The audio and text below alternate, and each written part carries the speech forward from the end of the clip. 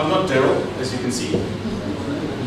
So Daryl did a very good presentation yesterday, and I said to Pastor Isaac that I'm probably not going to replicate that.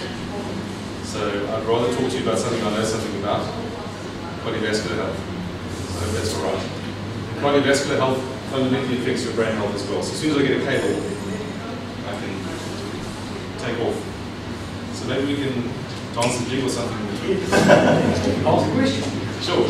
What effect does fasting have on brain health? It's fantastic. I'm thinking about eating twice a day. Yeah. And, because you said you need a constant supply of glucose to your brain. Yeah. Sure. Fasting is a big topic. There's guys that are proponents of intermittent fasting. So there's different ways of doing intermittent fasting. There's a 5+2 regimen where some guys will eat what they like for 5 days and then fast for 2 days. Some guys will fast 1 day on, 1 day off. Some of the guys like Joseph McCullough, you know Joseph McCullough's work, he's advocating things like fasting for 16 hours of the day so that you eat within an 8-hour window. So you start eating at 9 o'clock and you finish eating by 5 p.m. But you want all your calories because this is effectively that pushes your body into a fasting state for the 16 other hours. The point is, if you balance your meals correctly during the fast, then your brain will be okay. If you eat some balanced meals, you can have enough nutrients to carry yourself through. It's not like you're going to be hypoglycemic. If you had Cocoa Pops as your first meal, you're not going to be okay. So, but to answer your question more directly, fasting has been shown to boost BDNF. So it's been shown scientifically that fasting actually causes the brain to sprout and grow. So fasting is good. But again, it depends on the type of fast you're doing. If you're fasting for a month without food, that's different. So we understand that 3 days normally is when you want to go on a fast by yourself. You never go more than 3 days. Yeah. That's supposed to be safe. Yeah. And after that, you need a doctor to help you. Sure. And with a health message we have in the Adventist Church, it says that eat twice a day. So I gather that's the 16 hours that we Exactly. And the reality is that most of us don't face the danger of under-eating. We face the danger of overeating. So I personally think most of our activity levels are such that we should all benefit from 2 meals a day regimen. Most of us. Unless you're working with a pickaxe, like I say, all day long, most of us can benefit from 2 meals a day. Well, I farm and I do physical work, and I find that two meals a day isn't that hard to get. But you do physical work, yeah, it's surprising. Not always. Yeah. In the beginning, I had trouble with it. Yeah. And when I started learning how to eat, then I found that two meals. Well, physiology does adapt. Yes. It does adapt, of course, yeah. But I definitely think that's better.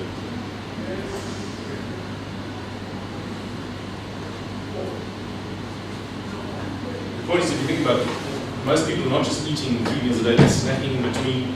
They're constantly putting stuff into the system. That metabolism takes energy, and it creates free radical stress, it creates inflammation. So overeating literally shortens your life. So really longevity can go a long way in calorie restriction. Perfect, thanks. Okay, so we're talking about the cardiovascular system, which is a very important system to have a good handle on and how to keep it in health. It's not totally unrelated to your brain health. The brain has a blood supply, and it's important if you know the principles of cardiovascular wellness that it'll also increase the viability of the vasculature of your brain. And things like vascular dementia are very related. If you cut off the brain needs a good supply of blood, very important. So this is a horizontal section through the brain. It's an angiogram showing the vasculature coming from the brain into the brain. The brain derives its blood supply by 2 main systems: the anterior circulation, which is the carotid system, and the posterior circulation, which is the vertebrovascular system. So there's two circulations which are joining at the base of the brain, at the place called the circle of Willis. You've got a little cerebral artery which comes in, and this goes on to supply what's called the anterior circulation. This system supplies the posterior circulation, the cerebellum, and the brainstem. So the blood is coming to your brain by the carotids. Don't feel both carotids at the same time. You feel one on one side, and you should be able to find your carotid and feel your pulse. When everybody feels your pulse, let's make an interactive session. That's the strong carotid pulse. That's part of the anterior circulation to your brain. So your frontal lobe is receiving blood via the anterior circulation, the carotid system. That's what it looks like on a diagram. So there's the middle cerebral artery, and there's an anterior cerebral artery. That's the circle of Willis. And you sometimes can get little aneurysms at this circle of willis, which can put pressure on the nerves. These are cranial nerves. That's the oculomotor nerve there, and that's the brainstem. That's the medulla there. The pons. And that's the way the vasculature is designed. So those are the vertebral arteries coming in from the basilar artery. That's the posterior circulation. So two circulations to the brain: anterior circulation, posterior circulation, providing raw materials and nutrients to the brain. What's wrong with this X-ray? Let's keep it fun. Is this normal? It could be a ureter if it was calcified. It's not a ureter in this case. This is an aorta. So this is a triple aortic aneurysm, abdominal aortic aneurysm. Is it normal to have calcium in your artery wall? Yes, it's considered to be what's common. Yeah, exactly. Depends how you define normal is what Dr. Glass is saying. Yeah, absolutely. But no, it's not normal. We're supposed to have elastic arteries that are extensible. And the wall of the artery is a tissue. And the problem with modern day living is that our lifestyles, we're going to look at why, are causing calcification of our blood vessel system. And that calcification, I've pictured if this is happening in your brain, if you're getting calcification and hardening of your arteries in your brain, what's going to happen to your brain tissue? It's going to struggle.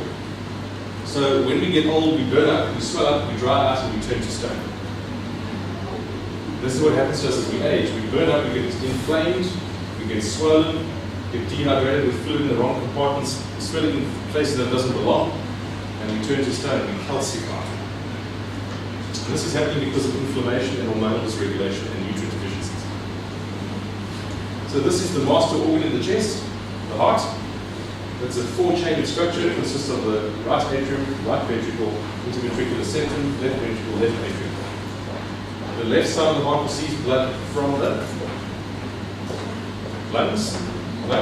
There's oxygenated blood, comes back, goes through the left ventricle, goes through the aortic valve into the aorta, firstly through the mitral valve from the left atrium to the left ventricle. So that's a nice looking healthy heart. The heart is able to raise its cardiac output in two ways. In other words, how much blood it's pumping with any given time period. It can change either its heart rate or the stroke volume. The stroke volume is how much blood the pump is pumping with each contraction. So when the heart has a mechanism which is called the Frank-Starling mechanism. The Frank-Starling mechanism is a mechanism where if you stretch the myocardium, this muscle is called myocardium. If you stretch the myocardium, make it distended, it contracts more strongly. So the more you stretch the myocardium, the stronger it contracts. That's called the Frank-Starling mechanism. And so if you are going for a run, you're getting more venous return coming into the left ventricle. It's stretching the myocardium more, which is causing it to contract stronger, raising the stroke volume. Does that make sense? So you're raising the stroke volume, which is going to affect how much blood you're pumping, but you can also do it by raising your heart rate, which is why if you go for a run, your heart rate goes up. You need increased oxygen delivery and increased carbon dioxide to come back. So, and blood pressure is a product of your cardiac output and your total peripheral resistance. How much resistance your blood vessels are offering will determine your blood pressure. Which is why doctors, when they're treating your blood pressure, will give you things that decrease the resistance of your blood vessels. They give you things like ACE inhibitors, angiotensin converting enzyme inhibitors. So they cause vasodilation. If you've got a stricter host pipe, it causes more resistance, doesn't it? So to lower your blood pressure, you need to dilate the host pipe. That's the concept called total peripheral resistance. So this calcification and hardening of arteries can affect how much resistance your arteries are offering, hence your blood pressure and your cardiovascular risk. Makes sense? So that's the structure of a vessel. A vessel is a three tissue layered structure. It's got three layers to it: the tunica intima, media, and adventitia. So the inner layer, the middle layer, the outer layer. Simple. It has been said, and this is one of those one-liners. I like in talks to do one-liners that you must remember. It has been said that your health depends to a far greater degree on the health of your endothelium, the lining of your blood vessel, than any other single factor. So what's that saying is that my health is, to a large degree, reflected by how healthy my vascular lining is. Does that make sense? A healthy vascular endothelium, firstly, there's approximately 100,000 kilometers of blood vessels in the body. 100,000 kilometers. It's quite a lot, eh? And they used to think that this endothelium did nothing. It was just an inert tissue structure. But they found out that it releases hormones, yes, vasoactive peptides and things. And what's the other? Nitric oxide is the main one. Nitric oxide is a diatom. It's a gas. It's produced by a healthy endothelium. This is an important concept. A healthy artery lining produces healthy amounts of nitric oxide. A A sick endothelium doesn't produce nitric oxide. So if you want your cardiovascular system to be well, you need to be keeping your endothelium healthy so it can produce enough levels of nitric oxide. That's important. So that's what nitric oxide looks as a schematic. Things that damage the endothelium. Cardiovascular disease, this is in one line. Cardiovascular disease begins with endothelial insult. Anything that damages the vascular endothelium is the precursor to cardiovascular disease. What things damage the vascular endothelium? Oxidative stress, smoking, lots of free radicals. Bad fats, hydrogenated fats, damaged oils, stress, cortisol damages the endothelium, insufficient or obstructed sleep, chronic bacterial infections, and low vitamin D. Anything that damages your endothelium is the precursor to setting you up for cardiovascular disease. Hypertension, high blood pressure, damages the endothelium. High blood sugar, damages the endothelium. High homocysteine, damages the endothelium. Free radicals, oxidative stress, damages the endothelium. Get the concept? Anything I'm doing in my lifestyle that damages my endothelium is setting me up to start cardiovascular disease. Couch potato syndrome.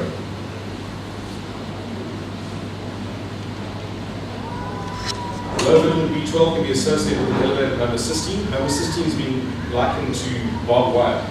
It's scraping across the endothelium. It's a very toxic amino acid. Hypoglycemia, increase in the cholesterol level, oxidative stress.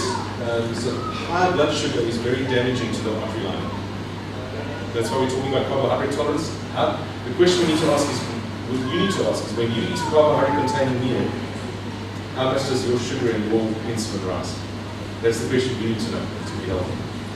So your sugar, you must be living a lifestyle and your insulin must be such that when you eat carbohydrates, your sugar goes up very slightly and slowly, and your insulin goes up slightly and slowly. If you are at a degree of carbohydrate intolerance where your insulin spikes, your glucose spikes and your insulin spikes, you are damaging your endothelium. So my lifestyle, your lifestyle needs to create a situation where I've got a slow release of glucose, slow release of insulin. Both of those other factors will damage your endothelium. So how do we restore endothelial health? Daily moderate exercise, stress reduction, optimize your liver function. Well, this has been shown to protect your endothelium, not just your liver, it protects your endothelium as well. Optimize your vitamin D and laughter. Laughter, people watching a funny movie would increase the blood flow by 22%. The effects of laughter lasted for 45 minutes after the movie ended. So laughter is important. I love that picture. Cute. Exercise increases nitric oxide release. How does the body make nitric oxide? Does anybody know? You in the front list. From the amino acid arginine. So the body uses the amino acid L-arginine to make nitric oxide. How do you restore endothelial health? Antioxidants. Plant-based, keep saying it, whole food plant-based diet that is antioxidant rich and anti-inflammatory and low glycemic load. The ideal diet for man is the biblical diet, I believe. It's a plant-based diet, it's low glycemic load, it's anti-inflammatory and antioxidant rich, and phytosterol rich. So you need to be eating a plant-based, antioxidant-rich, anti-inflammatory diet. Rich in vitamin A, vitamin C, vitamin E, which is found in things like almonds as well. Quercetin is found in onions. Quercetin is found more so in red onions than white onions. It's a very powerfully anti-inflammatory compound. Healthy proteins, magnesium, zinc, and calcium. The important concept to get from this talk is endothelial insult starts the process. Inflammation and oxidation seal off the process. So cardiovascular disease is a complex thing that's happening in your blood vessels that's got several components. Damage to the endothelium, cholesterol deposition on that damage, inflammation of that thing, calcium deposition, oxidation of that cholesterol. So there's a number of steps. So this kind of diet is the best diet for cardiovascular health. Those antioxidants really help your endothelial cells. Restore curcumin, which is found in turmeric, ginkgo, garlic are shown to decrease inflammation, regulate blood viscosity, preventing hypercoagulation. Bromelain is an enzyme found in pineapple. It's one of the most powerfully anti-inflammatory foods known. So lots of pineapple, not lots of pineapple. Pineapple is a good anti-inflammatory food. Sorry, fresh pineapple. Yeah. You're going to lose nutrients as you freeze stuff. Depends on how quickly you cut it and how quickly you freeze it. Anti-inflammatory foods. Name some anti-inflammatory foods while we're talking about it. Turmeric, Turmeric, yeah. garlic, Garlic, yeah. Pawpaw. What was the other one? What's the other person? So ginger, pawpaw, chia seeds, are anti-inflammatory. Split sage, dandelion also, and turmeric. Yeah. So we need to have lots of anti-inflammatory components, compounds. Meal balancing is important. Avoid white flour and sugar. If you're on the right diet, these are new points. To eat a high fiber diet. Avoid all processed junk food, increasing omega-3s. Eliminate all hydrogenated fat, which is found in margarine. Avoid alcohol. So that's the bad margarine we were just talking about. Try not to eat 3 hours before bed. You increase your cardiovascular risk if you eat late before going to bed. Use soy foods such as soy milk, edamame, soy, tempeh, and tofu. You at the right conference to get some edamame soybeans from Dr. Smit. Lower cholesterol by 10%. Eat at least 8 to 10 servings of colorful fruits and vegetables a day. How many of us are getting there? I feel that's a lot. Used to be 4 or 5, now it's 8 to 10. That's what they're telling you. Most of us are just not getting enough nutrients. Not getting enough nutrients. 30 to 45 minutes of cardiovascular exercise at least 6 times a week. Try interval training if you're feeling stronger. So interval training, you know what that is, where you have burst type exercise for a while, drop back, burst. Exercise is a necessity, not a luxury, in preventing almost all chronic disease, from heart disease to cancer, from dementia to diabetes, from osteoporosis to osteoporosis. You cannot age successfully without exercise. I'll say it again, you cannot age successfully without exercise.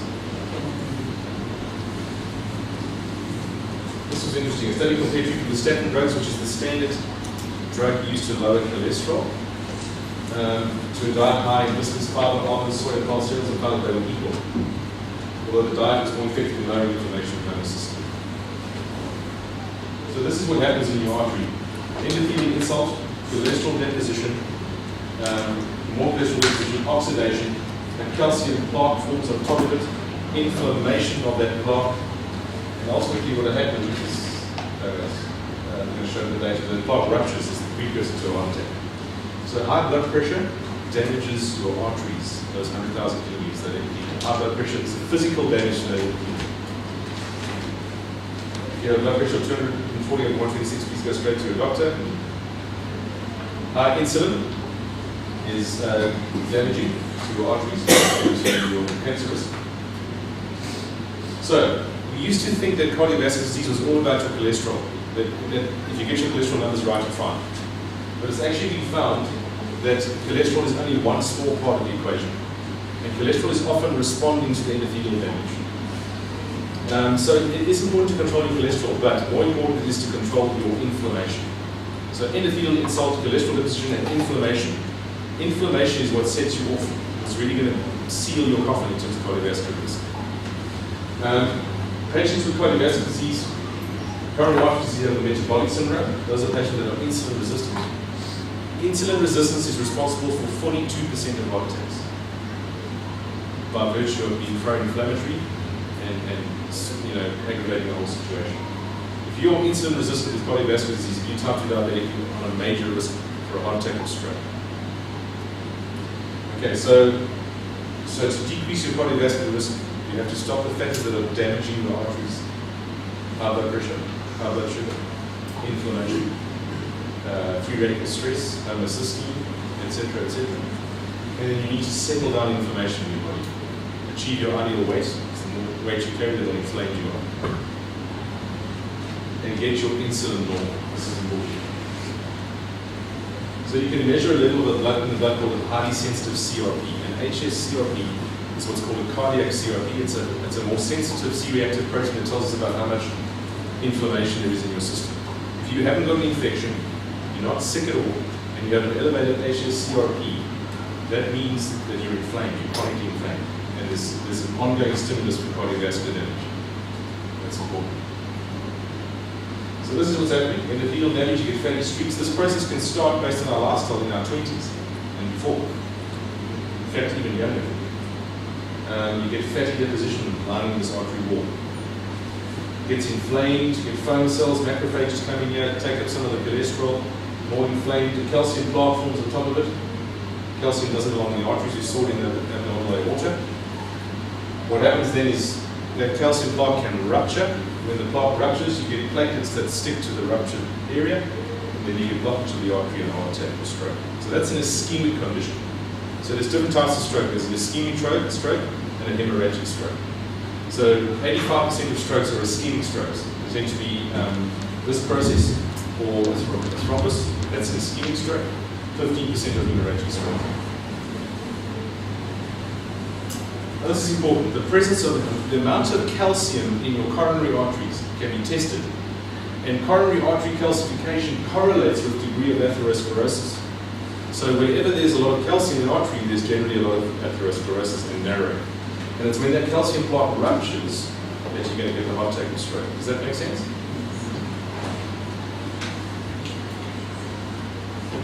So there's a CT scan showing a coronary artery that's calcified. So you can actually, if you really wanted to know about your long-term health prospects, you can ask the radiologist to do a CT calcium score, a coronary calcium score on CT. Now CTs are not without risk, they are radiation, so I'm not saying everybody must do this. But I'm saying it's one way of assessing how far what your cardiovascular risk is in terms of coronary artery occlusion. It's your coronary CT score. One of the greatest risk factors for cardiovascular disease are subtle infections. So anything, if you've got infections in your body that are hiding out and not being cleared, they're causing a chronic inflammatory response. So occult infections that might be sequestered somewhere in an organ, I can give you examples, but like subtle infections, even gum disease, can be a chronic grumbling infection, inflammation in your body. So subtle infections that are chronic, that are not going away, are inflaming this cholesterol, inflaming the plaque, raising your risk. Look at this. This is just to reiterate the point. Not all of cardiovascular disease is about controlling cholesterol. If you control, the bad cholesterol is mostly LDL, low density lipoprotein cholesterol. If you control LDL cholesterol 100% perfectly for your entire lifespan, you only prevent 16% of heart attacks. Isn't that profound?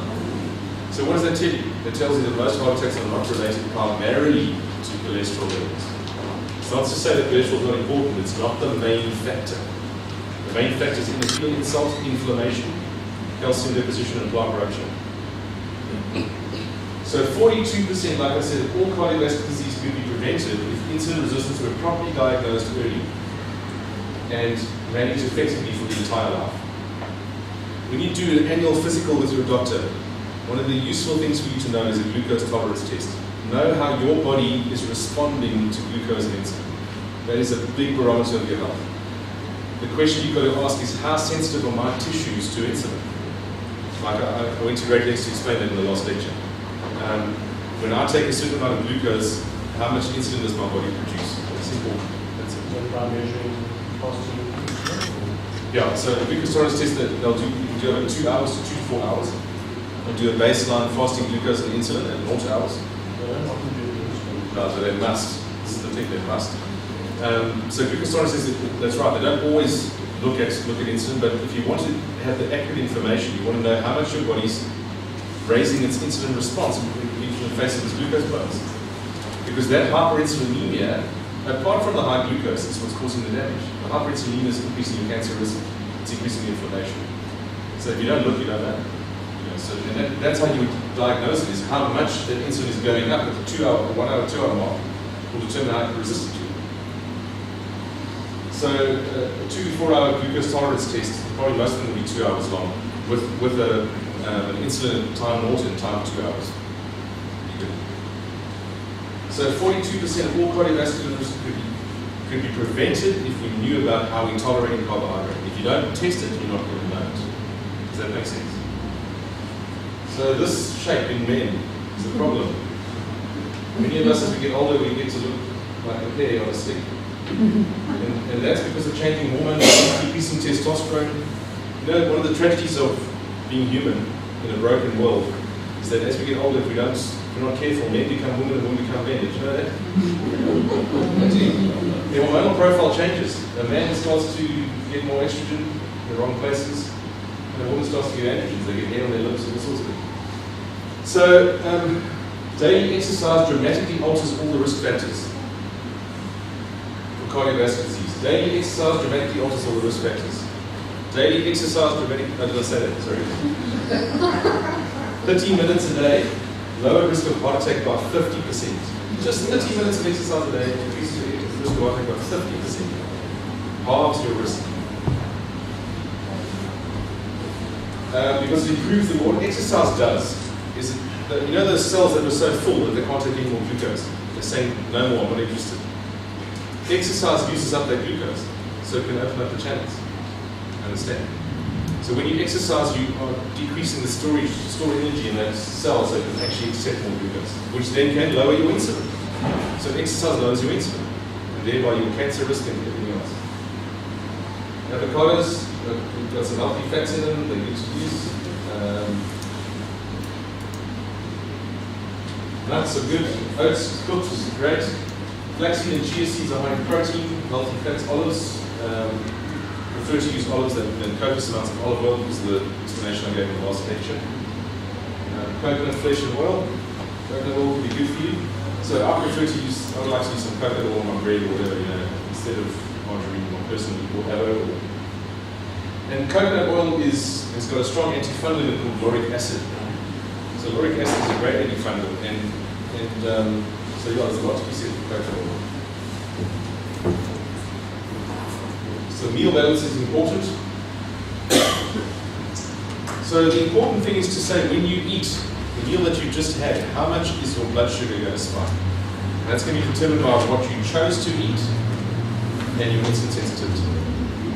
So the dietary choice I've made plus how sensitive my tissues are to insulin is going to determine how much my sugar goes up and how much my insulin spikes.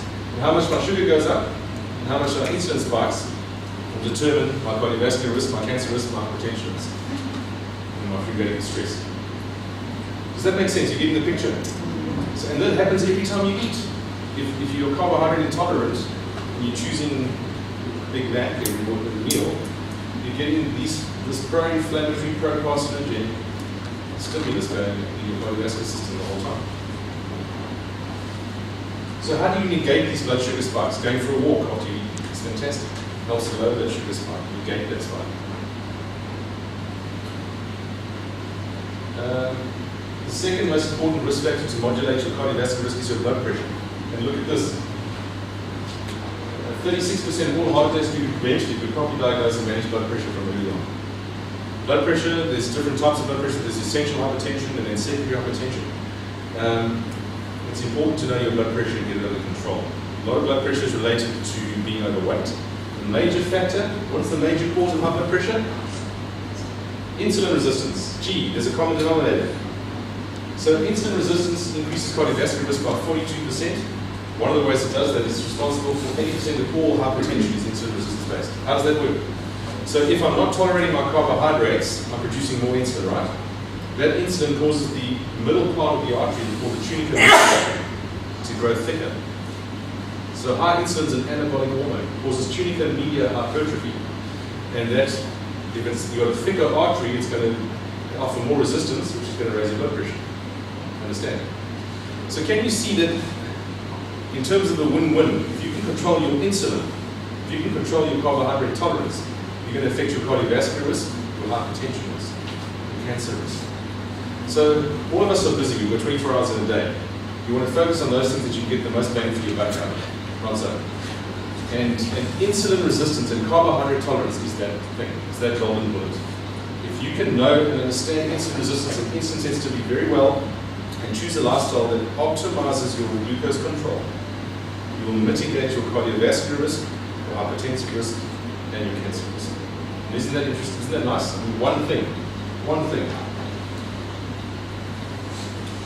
So at least half of patients with high BP will have this problem. Other factors that influence blood pressure, how much magnesium are you getting in your diet? Where do you get magnesium in the diet? Huh? Greens, yeah. What's at the center of the chlorophyll molecule? Magnesium. So magnesium is to chlorophyll in plants what iron is to hemoglobin in humans. That's the center molecule. So that's why eating greens that are rich in chlorophyll gives you magnesium. And magnesium helps to lower your blood pressure. So how much potassium and magnesium in your diet, that ratio is going to determine your blood pressure as well. So lots of greens, first class foods, greens. Magnesium neutralizes the ability of cholesterol to form a plaque. Vitamin D is a very important vitamin to understand. Vitamin D, Johnny was talking about it last night, it's a very important vitamin. If it's less than 50, it raises your heart disease risk by twofold, increases your breast cancer risk as well. Breast cancer patients live twice as long if you normalize their vitamin D. Isn't that interesting? Protects against cancer and multiple sclerosis. Vitamin D deficiency is one of the most unrecognized cardiovascular risk factors. You should screen and treat it in everybody. If you don't know what your vitamin D level is, go to your doctor and get a vitamin D level done. I'll tell you some bloods. Do you want to know about some bloods that you should do for yourselves? That's useful. So good markers to do for your own health, to know what's going on. If you haven't had these bloods done in the last 8 months, you don't want to do them every 2 months. You just do like once a year and know where you're at. So this is fasting bloods at 8 a.m. Fasting. You want to have a good screen of your health, a highly sensitive CRP, that inflammatory marker. Know what your HS-CRP is doing. And you mustn't go when you've got a cold or flu or sinusitis, because then it's going to be elevated. It's going to be related to the infection or inflammation, not necessarily to something else that could indicate cardiovascular risk. Does that make sense? So don't go when you're sick to have the blood test done. Highly sensitive CRP is first on the list. A homocysteine is another thing you must know. Homocysteine. A fasting homocysteine. That's going to affect your cardiovascular risk and your dementia risk and your methylation status, your brain function. And that's B12 related, folate related, B6, zinc, copper, and those things affect homocysteine levels. So HSCRP, homocysteine, then you must do a lipogram, you must do a lipid profile.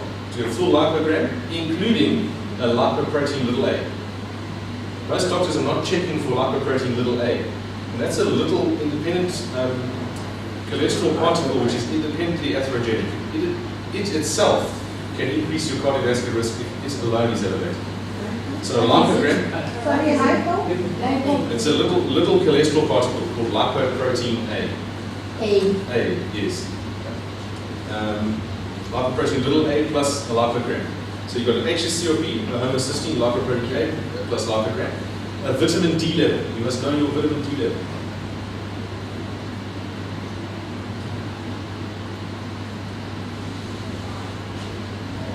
Can this test be done by one doctor? Yes. At the same time? Yes. You go to him and read the list.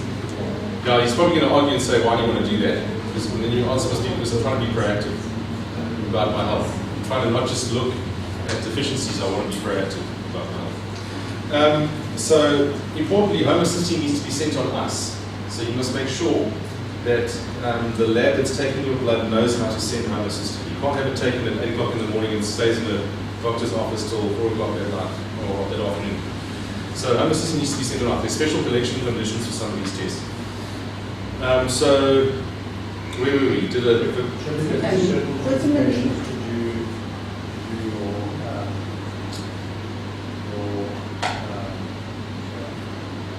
will talk about it as well. We're going to do that now, the next one. Yeah, the glucose tolerance test. Yes.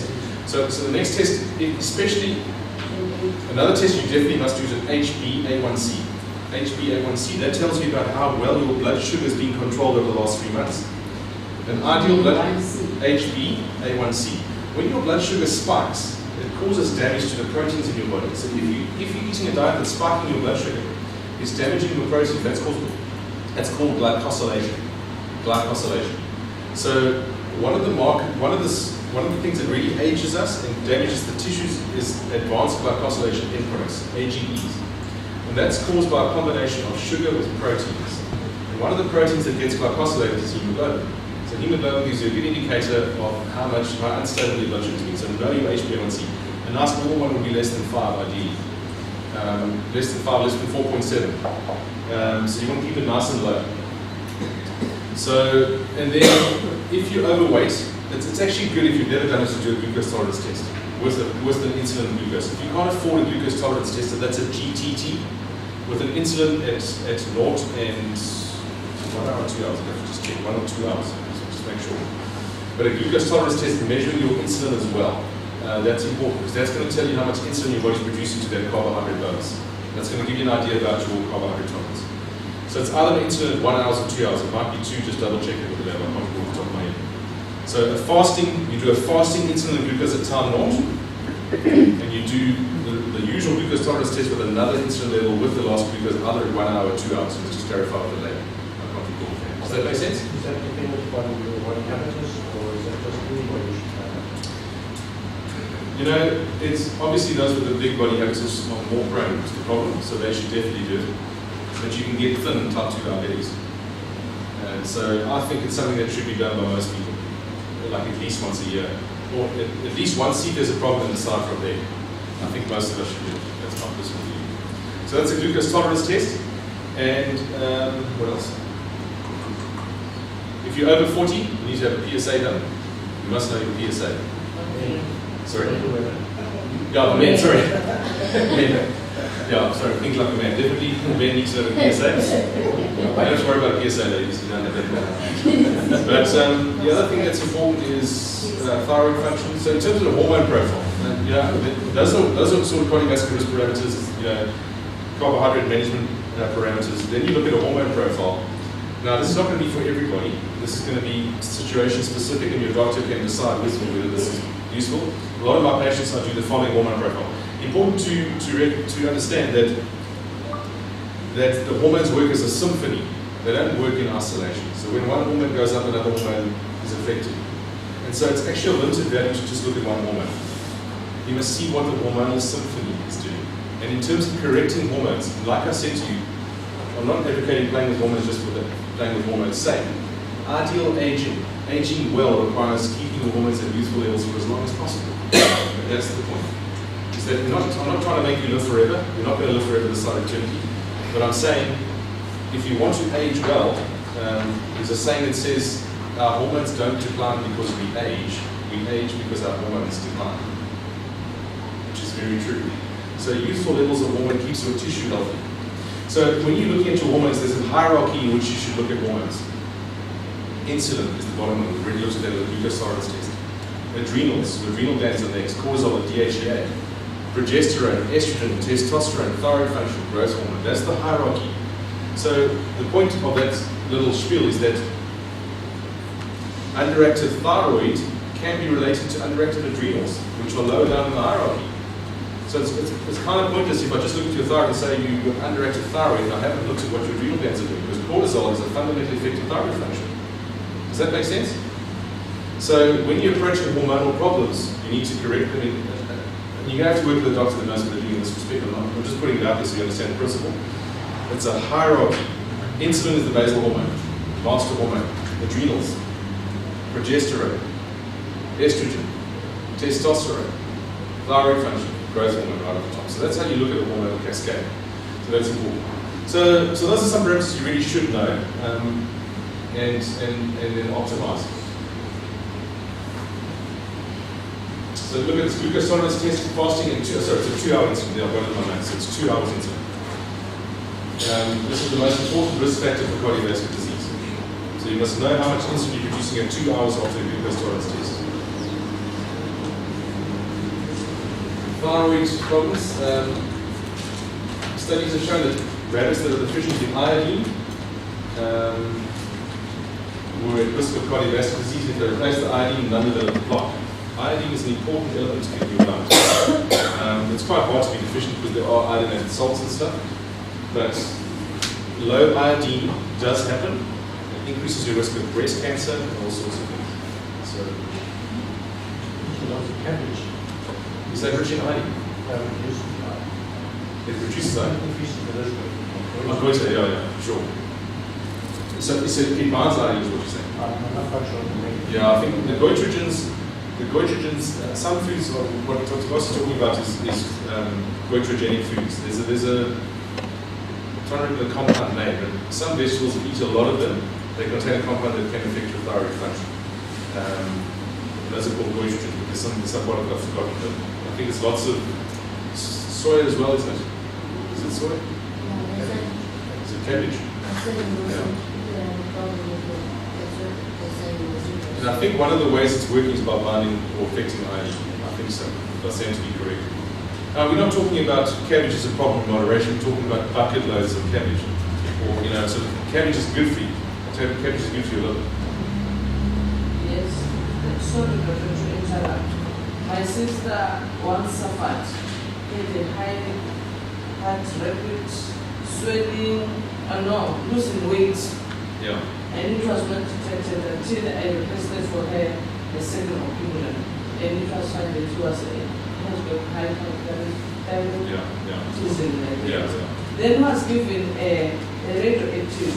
Yeah, Yeah. Now is it reversible? Because now she's not taking it, but she changed the diet. Yeah, unfortunately, you see, this is a big topic. Hypothyroidism, there's many things that cause it. One of the commonest is a thing called Graves' disease. Graves' disease is an autoimmune condition that causes an overactivity of thyroid function in the body.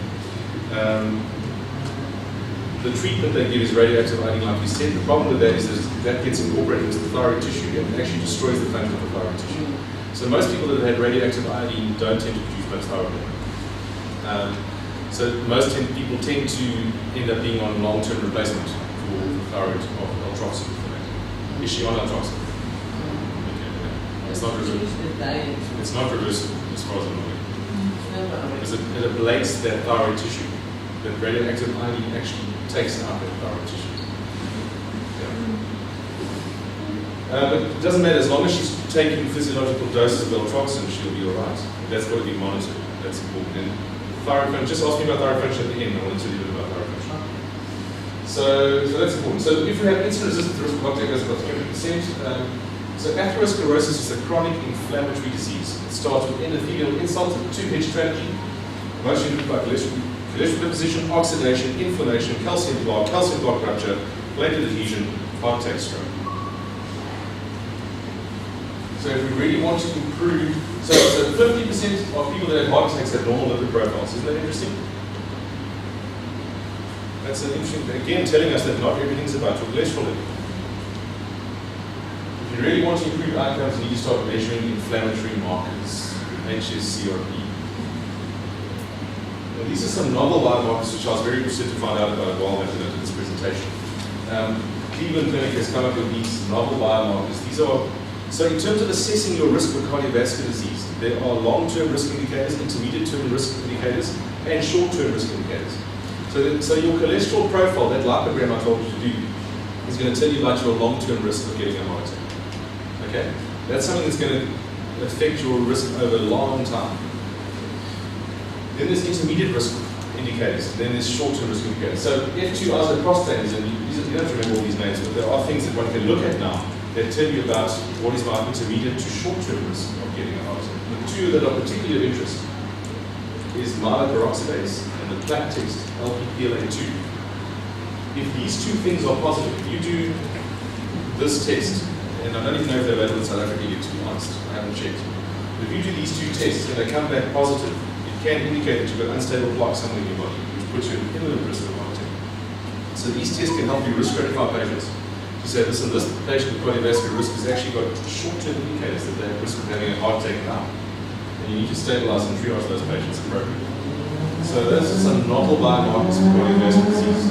F2 isoprostate, LPPLA ratio, HSCRP, myeloperoxidase, and LPPLA2. Just to know that they're out there. And lastly, the missing vitamin K2. Vitamin K2 is absolutely essential. In terms of bone physiology, where do we want calcium? We want calcium in the bones. Calcium, the bones are the reservoir for calcium, like Johnny was saying last night. You don't want calcium sitting there. I don't want calcium in my arteries. They're supposed to be distensible. So the reason calcium, a lot of the time, calcium is getting deposited in the soft tissue is because we don't have enough vitamin K2. K2's job is to get calcium out of the tissues into the bones. So an essential vitamin in cardiovascular health is enough vitamin K2. So if you want to manage your bone health and vitamin D, etc., the things you need to look at are vitamin D, yes, magnesium, calcium, which you should get enough of that if you're on a healthy plant-based diet. And lastly, vitamin K2. Now, vitamin K2 is made from vitamin K1 in the body. Where do you get vitamin K1? Greens. Yeah, greens. So if you're getting enough greens, you're probably going to be getting enough vitamin K1, which can be converted to vitamin K2. There are some tests one can do, which is, again, I'm not sure they're available in South Africa yet. There's a test called undercarboxylated osteocalcin, which can tell you about your vitamin K2 sufficiency. Because vitamin K is carboxylates certain proteins. So in terms of cardiovascular risk, we want lots of greens, because greens can contain K1, K1 gets converted to K2, K2 moves the calcium out of our arteries into our veins. Does that make sense? So get enough K2. So calcium, magnesium, vitamin D, and vitamin K2. If your vitamin D level comes back low, it's best to get into the sunshine, not too much, don't get skin cancer. That's the best way to get your vitamin D is from the sun. And there's a reason for that. I'm just going to think about it a bit more to articulate it properly. But if your vitamin D doesn't go up with supplementation, if your vitamin D is low, an average vitamin D recommendation to supplementation now is 2,000 units a day. It used to be 400 units a day. It's now gone up to 2,000 units a day as a baseline recommendation. If your vitamin D with supplementation is not going up, one of the reasons can be a magnesium deficiency. Magnesium is involved in converting vitamin D supplements into the active form of the body. So some patients, Johnny and I are finding, we get levels of 8 in our pre-op patients, 8 and 10 and 9, which is extremely low. A healthy level of vitamin D is between 40 to 70 nanograms per ml. And vitamin D is one of those vitamins that keeps you safe against cancers. It inhibits angiogenesis, which are essential for cancer formation. It's immune regulatory. It can help lower your risk of autoimmune conditions. It can increase your insulin sensitivity, decrease your risk of type 2 diabetes. So you must know your vitamin D level and optimize your vitamin D level. That's very important. And if it's not going up with supplementation, start supplementing with magnesium and see if it doesn't improve, because magnesium is essential. There's talk about supplementation of calcium Yeah. and heart disease. Yeah. Can you comment on that more? That's a big thing. Yeah. Do you know, in my practice, I very seldom recommend calcium supplementation, because I think most people, if they're eating a proper diet, you will get enough calcium. The things that I specifically think we mostly need to focus on are D and magnesium and K2. So, but in theory, to answer the question, I think what you're asking is, I don't think it's a problem to supplement with calcium. I prefer you get it from your diet, but if you supplement with calcium, if you're getting enough K2, it's not going to go to your arteries. It's not going to cause an issue. Because it's going to mobilize that calcium to the right reserve. It's when it's in the face of K2 deficiency that you're sitting with a increased risk of getting a deposit, I believe. That's my understanding. Does that make sense? So, I would say, in terms of ratios of supplementation, I normally recommend supplementing a 2-to-1 ratio of calcium to magnesium. That's normally the recommendation. But if you're eating enough greens, enough beans, enough etc. Look, supplementation is a big topic. And I could talk for a long time on supplementation as well. But the point is, there are some nutrients that we're more at risk of being deficient in. And those ones are vitamin D and vitamin K2. So I would say be on a healthy diet. As an insurance, do these blood tests. Based on those blood tests, you can supplement with vitamin D and probably magnesium as well, because most people tend to be deficient in magnesium and K2. Don't be shy to supplement with K2. But calcium, I probably wouldn't worry about too much. Do you agree? Do you disagree? What are your thoughts? Does it make sense? I know there's been a lot of talk lately about the risks of chemical supplementation. Yeah. I just wonder how much of it is because of this issue. Because I've worked in emergency medicine all over the world, and I've seen a lot of CT scans and X-rays in my day, and I can tell you people's arteries are calcified all over the place. There's calcium sitting in tissues where it doesn't belong. And so I think, there's a South African cardiologist, his name is Dennis someone, Dr. someone. And he's a cardiologist now in America. He might be in Cleveland, but he wrote a book on vitamin K2. He's called it The Missing Vitamin. And he's actually, it's not me saying this is his work. He's saying that this is the vitamin that we've overlooked in cardiovascular. So it might be that those calcium issues are related to concurrent K2 deficiency. And inflammation, that's not said, insulin resistance. Does Does this all make sense? So you see that everything in the body works together. And the nice thing is that you fix your cardiovascular system, you provide conditions for your brain as well. So it's really good. Disease is inflammation, we've spoken about this. I believe the Lord came to give us abundant life, and that's what this is all about. It's having the best experience of this life. The best physician we can have is God Himself. And this verse really speaks to me always, and I always quote it, and unashamedly so. It's my favorite, one of my favorite quotes. Man created for fellowship with God can only in such fellowship find his real life and ability. Created to find in God his highest joy, you can find in nothing else that which can provide the cravings of the heart and satisfy the longing of the soul. But this morning we were talking about switching off the alarm system. The devotional life, I believe, is a big part of switching off the alarm system. Getting things back to baseline. I find when I let my devotional life slip, that life becomes very chaotic. And I end up trying to solve my own problems. And when I take time to create the space to communicate with God, and not just study my lesson, but to commune with God, that's where the rest is found. If you haven't found rest, find it by God first. That's the answer. So it is God's design that this longing of the human heart should lead to the one who alone is able to satisfy it. The desire is of Him that it may lead to Him. The fullness and fulfillment of that desire. So that paragraph was saying that we were made for communion with God. That's why we were created. And it's telling me that unless I look there first, I'm going to remain unsatisfied. Which is profound. The desire is of Him that it may lead to Him. The fullness and fulfillment of that desire. The fullness is found in Jesus Christ, the Son of the eternal God.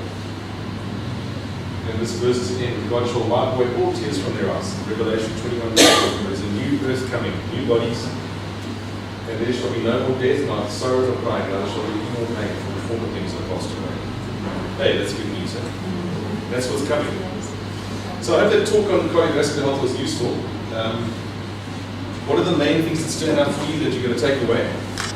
Anybody suggest what they are? What increases my cardiovascular risk? How does cardiovascular risk start? Yeah, inflammation. How does it start? Endothelial insult.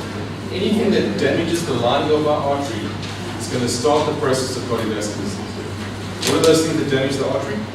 Margarine. Sorry? High insulin, yes. Margarine. Glycoside, yeah. Margarine, yeah. Lack of exercise, yeah. Stress. Ignoring the high sugar. We talk about sugar the whole day. And nobody's saying high sugar. Like the sugar too much, eh? High sugar. Yeah, stress, hypertension, high homocysteine. Yeah. Those things damage the endothelium, and then you get cholesterol deposition, inflammation, calcium plaque deposition, calcium plaque rupture. Signing out. Okay, so I hope that was helpful. You'll know what you ask your doctor for, and be healthy and cardiovascular. Thanks very much. Sorry? How does one increase your level of HDL? Okay, good question. So how do you increase your level of HDL? HDL is your good cholesterol, which tends to move cholesterol from the body to the liver for processing. Remember that everything with the liver creates calcium, creates cholesterol. So that's why if you're trying to avoid cholesterol, you want to be on a plant-based diet. Things with the liver make cholesterol. So the chicken you want to eat has a liver. The fish you want to eat has a liver. The impact of dietary cholesterol on total cholesterol does vary. I'm going to put that out there. There's not a linear relationship between cholesterol intake and serum cholesterol level. It varies according to a person's physiology and liver function, etc., etc. But in terms of avoiding cholesterol, of course, that's one of the ways to go is to avoid animal products. So, to answer your question, exercise has been shown to increase HDL and lower LDL. Cardiovascular exercise raises your HDL and lowers your LDL. In my case, I do exercise. Yeah. It doesn't. What diet are you following? What's it? Eating greens. Yeah. Mike, do you eat animal products? I do. Can I make a suggestion? Yeah. Go for 3 months. 3 months, no animal products. Not fun.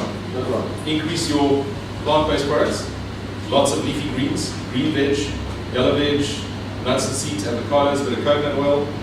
exercise 5 times a week, cardiovascular exercise, and then sleep.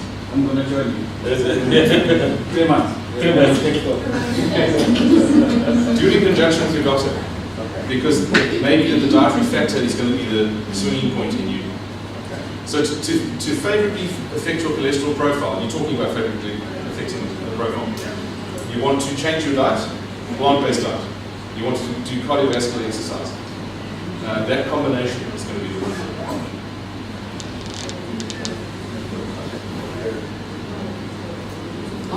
Okay, I wanted to find out how do I gauge blood sugar after eating? How do you? How do I gauge blood sugar after eating? In what sense? How do you measure it? Yes. When you use a glucometer, so you can get a glucometer, you know a glucometer? No. So there's little machines where you prick your finger and you can measure what your blood sugar does. You know, Or which is done at the clinics. Yeah. So you have to buy that thing. Yes. If you want to know yourself, yes, absolutely. In fact, that's a good thing to give you an indicator. Is if you get your hands on a glucometer, each of us should know what our blood sugar is doing after 1 hour and 2 hours after we eat. And the glucometer is useful to know that. So it depends on what you've eaten, but that's going to affect how quickly it spikes. But it's useful as a test, just a screen test for yourself to know what your sugar controls are like after most meals that you eat. Do a test at 1 hour and 2 hours. See what it's yeah, they can be. Thanks everyone. I hope it was helpful. Thanks for coming.